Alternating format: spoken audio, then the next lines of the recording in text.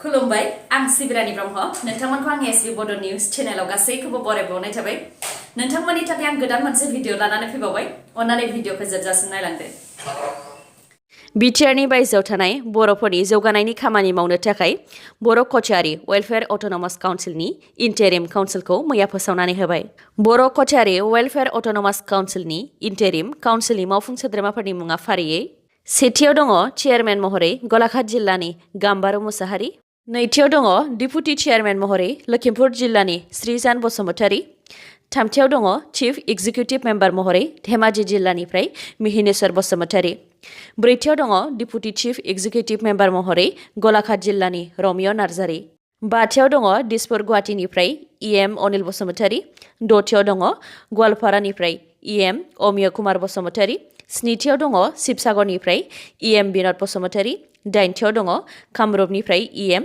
प्रणब बर' गुथियाव दङ मरिगावनिफ्राय इएम मथुरा बसुमतारी जिथियाव दङ बजालि बरपेटानिफ्राय इएम महिपाल बर' जिसेथियाव दङ हाइलाकान्दिनिफ्राय इएम राजेश चरकि जिनैथियाव दङ गलाघाटनिफ्राय इएम प्रदीप सरगियारि जिथामथियाव दङ नलबारिनिफ्राय इएम जयकान्त बर' जिब्रैथियाव दङ कामरुपनिफ्राय इएम दशरथ बर' साननैसो सिगांनिफ्रायनो ससियेल मिडियायाव डक्टर हिमन्त बिश्व शर्मा आरो बिथांनि फिसाजोनि फट'खौ गाज्रि भाइरेल खालामनायनि दायाव आसामनि मोनथाम वेब पर्टेलनि सा 7खौ दासिम हमबाय स्पटलाइट वेब पर्टेलनिफ्राय नयन मणि गगै प्रतिबिम्ब लाइभ वेब पर्टेलनिफ्राय 7खौ हमदों बेनि मादाव बे पर्टेलनि एडिटर इन चिफ तफिकुद्दिन आहमेद आरो माखासेया आसिफ हुसैन नाजरुल हुसैन नाजमुन हक आरो निजुल आली बेनि अनगायैबो डिजिटेल बड'लेण्ड वेब पर्टेलनिफ्राय फुलि मुसाहारिखौ हमबाय बे खौरांखौ आसामनि एडिजिपि ल' एन्ड अर्डार जिपि सिं बिथाङा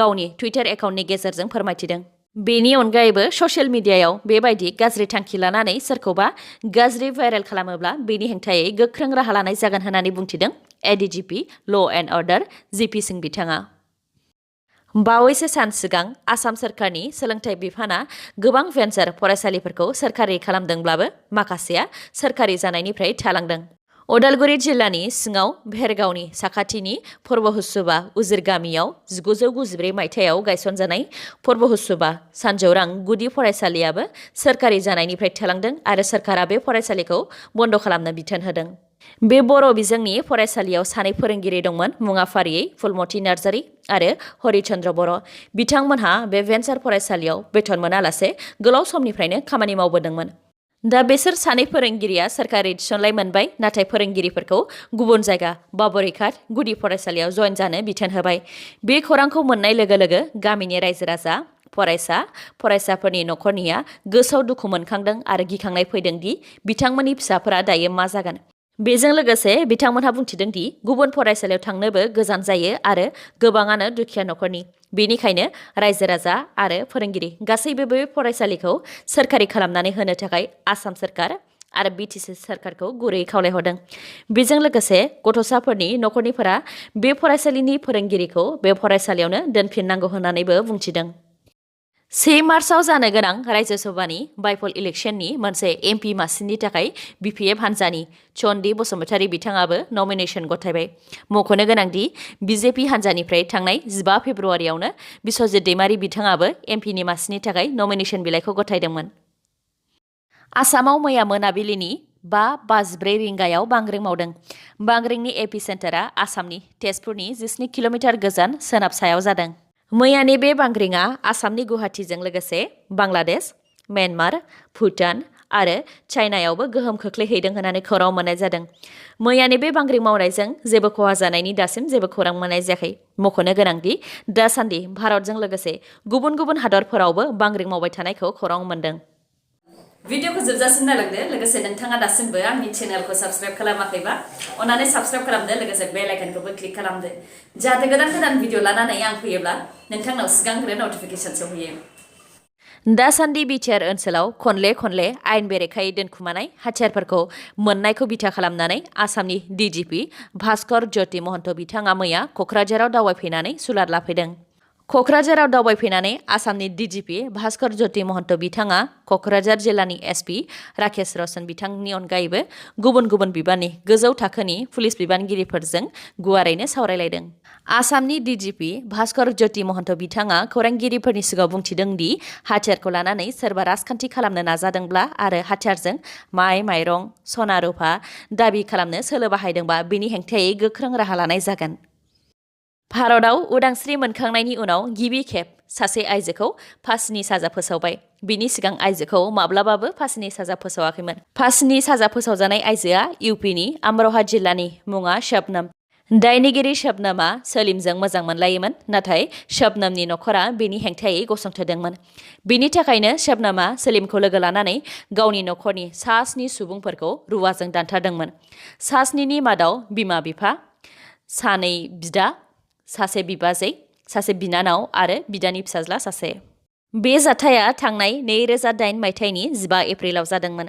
जाथाय जाखांनायनि उनाव शबनमआ पुलिसफोरखौ थगायनानै दोनबाय थादोंमोन दि सोरबा सिनाय मोनैया बे जाथायखौ खालामलांदों होननानै।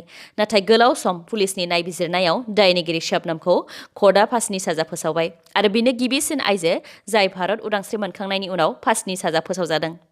मख'नो गोनांदि सेशन कर्टआ शबनमखौ फासिनि साजा होखांनायनि उनाव 2010 मायथाइयाव बिसोरो एलाहाबाद हाइ कर्टआव चेलेन्ज खालामफिनदोंमोन। बेनि उनाव बे कर्टआबो बिसोरखौ फासिनि साजा फोसावदों। आरोबाव बेनि उनाव बिसोरो सुप्रिम कर्टआवबो केसखौ लानानै चेलेन्ज खालामफिनबावदोंमोन आरो बेयावबो सुप्रिम कर्टआ बिसोरखौ फासिनि साजा फोसावफिनदों। जोबनायाव इन्डियानि प्रेसिडेन्टनिसिम मार्सि पिटिशन फाइल खालामदोंमोन, जेराव बेखौबो प्रेसिडेन्टआ रिजेक्ट खालामदों। पान्जाबनि मिउनिसिपेल बिसायख'थियाव कंग्रेसआ जोबोद मोजां फिथाइ मोननो हादों। थांनाय 14 फेब्रुआरियाव पान्जाबनि मोन 8 मिउनिसिपेल कर्परेसन आरो मोन 109 मिउनिसिपेल काउन्सिल आरो नोगोर पन्चायतनि बिसायख'थि जादोंमोन, जेराव 70% बारा भटार्सफोरा भट होदोंमोन। मैया 17 फेब्रुआरियाव मोन 8 मिउनिसिपेल कर्परेसननि मादाव मोन 7खौनो कंग्रेसआ देरहासारनो हादों। मोनसे कर्परेसननि बिसायख'थिया जाफिनदों, बेनि थाखायनो बिनि फिथाइया दिनैसो फोसावजागोन। बेनि अनगायैबो गासै मोन 109 मिउनिसिपेल काउन्सिलफोरनि मादाव कंग्रेसआ आं रादाब बानायनाय समसिम मोन 65 काउन्सिलाव देरहासारनो हाबायमोन। मख'नो गोनांदि आबादारिफोरनि मोनथाम बिलखौ बिजेपि सोरखारा लाबोनायनि हेंथायैनो पान्जाबनि सुबुंफोरा बिजेपिनि हेंथा जादों आरो कंग्रेसआ मोजां फिथाइ मोननो हादों।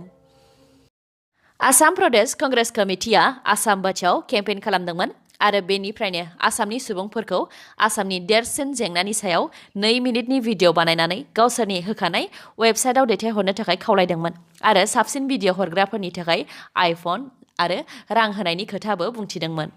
दा साबसिन भिडिअ हरग्राफोरखौ सायख'बाय। सेथि बान्थाखौ मोननो हादों गुवाहाटी खानापारानि मानासवित्या महन्त 23 बोसोर बैसोनि आरो बान्था महरै मोननो हादों आइफन 12।